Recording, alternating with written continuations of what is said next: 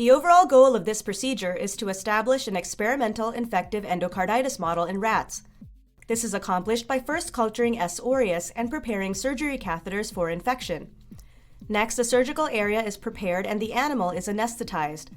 Once the animal is anesthetized, a catheter is inserted through the right carotid artery toward the heart.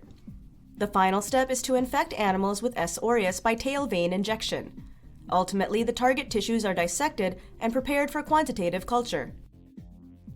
The main advantage of this technique over existing methods like a rabbit endocarditis model is that the rat endocarditis model can be used with the in vivo imaging system IVIS.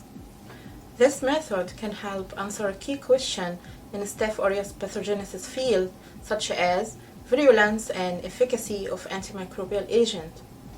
Generally, individuals new to this technique will struggle because the surgical procedure is challenging.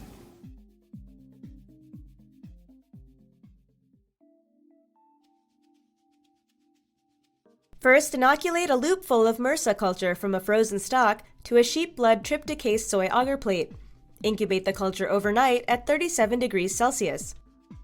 After making sure there is no contamination, pick one colony from the plate and use it to inoculate 5 milliliters of trypticase soy broth in a 15 milliliter snap cap tube.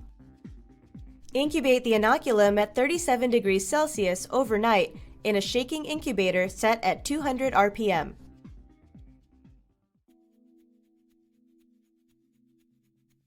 To prepare catheters, first cut polyethylene tubing to 10 centimeter lengths and sterilize the catheters in Sidex.